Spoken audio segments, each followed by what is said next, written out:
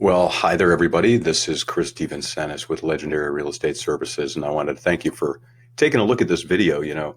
We decided to add this video to our newsletter, and by the way, we write all the articles in our newsletter. This is not some canned newsletter. It's us putting the information out there so that we can provide great value to our customers and clients, people just like yourself, who either own or may own or are thinking of buying in the marketplace of the Geneva Lakes area, southeastern Wisconsin. And our goal is just to provide great value so you can make good decisions moving forward in your home purchase and home sale. In my past life, not only as the broker owner of Remax Lakes Area Realtors for almost 20 years, but also the vice president of operations and managing broker of Keefe Real Estate for the last 11 years. I really dove and took a deep dive into futures markets, the bond market, and really kept my eye on interest rates so that with my buyers, they could understand when was a good time to be able to make application, to lock in, talk to their loan officer about those kind of things. Because interest rates are driving the market right now, and the buyer demand is still very, very strong. I want to let you know that. We still have historically priced high median prices for homes in the Geneva Lakes area.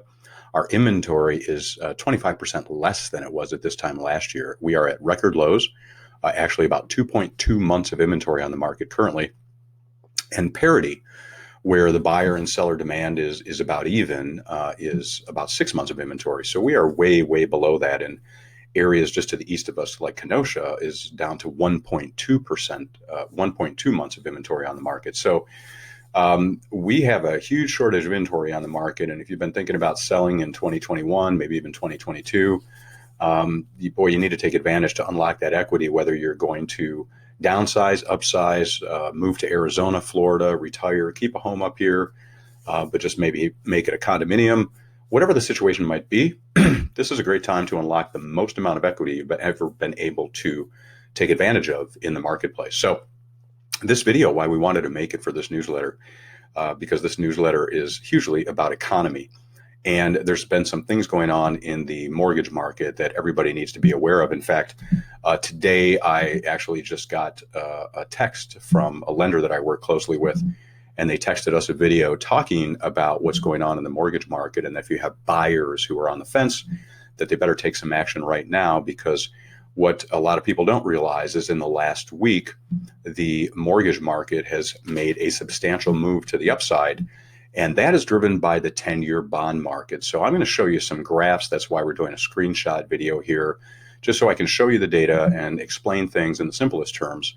I'm probably talking to some folks that are actually futures traders and people who know the interest rate relationship with bonds better than I do even, which is great. You can give me some feedback. And, this is all about exchange of ideas and exchange of knowledge so that everybody makes good decisions moving forward. So with that, I'm going to jump into a couple of different topics. One is going to be the mortgage market. And then secondly, after giving you a brief description of where the housing market is at with the highest prices and low inventory, we're going to also talk about the building market and what's going on there, because that could supplement the inventory issue if it was affordable to build and if there were a lot of platted developments, which there are not at the present time. And by the way, a lot of builders in the 2008 downturn went out of business, and a lot of subcontractors went into other lines of work. So builders are really struggling to find good help, and there's not a lot of builders left out there right now. I would say in our marketplace, we have about 5 to 7, depending on the price point where you want to be. So anyway, with that being said, let's jump in and take a look at some of the most interesting information related to what we're talking about. So this MBA chart, which is the Mortgage Bankers Association chart, it shows a relationship, which I don't want to complicate what we're going to learn here, with the relationship between the 30-year bond, excuse me, which is the red line, which you see is much more stable, still on the decline, but much more stable, because it's a longer-term bond, longer-term debt instrument, with the blue line, which is the 10-year Treasury. And the 10-year Treasury is what mortgage rates are tied to. Years ago, it used to be the 30-year bond, actually, but now it's the 10-year bond, shorter duration. And what you have to understand about bonds is this. If investors get wary about the economy, and while this concept used to be tied to what the Fed was going to do, it's been decoupled much more from the Fed actions in the last number of years because the Fed is basically at zero and they can't go any lower. What they can do is not go higher on the federal funds rate, but they can't go any lower. So they've kind of run out of ammunition to try to manipulate the mortgage market and the economy if we have inflation and things like that. Pretty much all they can do is stay where they're at. So with that being said, what I want to show you here on the 10-year Treasury yield is that the yield bottomed out in this early August timeframe. And still, interestingly enough, our lowest interest rates really came in about the last 45 days, which if you take a look on this chart is over here. All right. So those became the lowest interest rates. So the 10-year even decoupled from mortgage rates for a period of time. But now things are starting to change.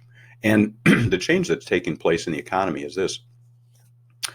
We're seeing right now that the investors who invest in bonds are looking for a higher yield on bonds because they can get higher yields in the stock market. They can get higher yields in some futures markets if they trade futures, in the options markets, and also in real estate if they can find cash flow in real estate. And it's appreciating so well that a lot of people are tipping their toe into that market they never have before. So what we're starting to find is because they want a higher yield, they want the Fed to lower the prices on their bond issuance for the 10-year, and that thereby increasing their yield if they're going to invest in the market. And the yields have been going up all the way to this last week, which really produced some record highs. Let's take a look at the CNBC chart of the 10-year Treasury. And I actually want to stretch this out, or I want to put this on about the 6-month time frame, because the 6-month time frame, let's see if I can move myself out of the way here. The 6-month time frame shows you that this period in September and even before that, just a little bit before in August, let's go to the 1 year actually. Here you go. In August is where it bottomed out at about 0.51, 0.53, where it's climbed now all the way up to 1.40. And literally just if you take a look in February, it's gone literally from 1 to all the way 0.5% or 50 basis points higher, which is 0.5%. And 0.5% climb when interest rates were 2.5%, like that's a substantial climb. And so what you have to know about that is, especially with how home prices have appreciated, is that there's a lot of buyers that are going to be locked out of the market. They're going to be paying more for their mortgages. And if they're kind of on the fence about affordability, obviously affecting more of the first-time home buyers and maybe the first-time move-up buyers, they may not make the purchase decision that they were otherwise going to make. Interest rates right now are hovering at about 3 to 3.1% for a 30-year fixed-rate loan. And that is up considerably from what was a low of about 2.23 to 2.3. And so they've moved up considerably, just in the last 45 days. And that's been a big driver and a big impetus for the economy and for the real estate economy. And that's what's allowed prices to appreciate, because the interest rate going down, if people are really focused on their monthly payment, which they should be, it's got to be affordable, not necessarily the price they're paying. People are wising up to that if it's an affordable price, they should buy, that they can afford it with their incomes, that it is creating the price appreciation that we've seen over the course of the last year. And it has been dramatic. I mean, 15 to 20% in most markets in this area, 15% pretty much on the national average. So with interest rates going up, that in and of itself could potentially slow down the buyers. But what I will say is there's a big backlog of buyer demand, because there's a lot of buyers who've been locked out of the market trying to make offers on homes and not getting them. And with our low inventory, haven't been able to find the house that they're looking for. So there's a pretty good backlog of buyers out there, which gives me some confidence that for the next 6 months, maybe the next 9 months, even if interest rates stabilize here, go up even a little bit more, we still should have a pretty considerable amount of buyer demand in the marketplace. If they go up more than that, things can start happening on the slowdown and the slower appreciation of single family homes. And all of the companies that typically predict appreciation this year are predicting 3% to 8% appreciation versus the 15 to 20% last year that was spurred on by the pandemic. And we here in the Geneva Lakes area have seen a huge spike in second home purchases and also people moving up from Illinois. It created an immense amount of demand, and especially in the luxury home market, maybe 600 to 1.5 million. And on the lakes themselves, the inventory is incredibly low. 6 lakefronts on Geneva right now, 3 on Delavan, 3 on Lauderdale, 2 on Whitewater. Normally, those markets have anywhere from about, I would say, 10 to 20 listings on them. So inventory is incredibly low. My point here is that if you're thinking about selling, rates hopefully stabilize around this level. Today, if I actually show you the one-day chart, the yields actually came down a little bit, which was good news. And that's, from the impetus of one day, you can see where they actually topped out at today, and they've come down considerably. But don't really know what the future is going to hold. I would say that the biggest reason that, the Fed is not the impetus here right now. What really is the impetus is that with the economy growing from pandemic rates, investors are a lot more wary about inflation. And so keeping our eye on inflation is going to be very, very important. I don't know about you, but when you go to the grocery store these days, pretty tough to spend under a couple $100. Everything seems like it's $5 more. And I think price of groceries and staples that we buy, they kind of quietly tiptoe up week after week as you go and you see what your bill is at the store. So there's definitely, I think, some inflation on the horizon. I'm not sure that the low inflation that they quote in the formal news is quite accurate on those types of things. So what the other thing that I want to get to in this, so anyway, that's the interest rate aspect of what we're talking about.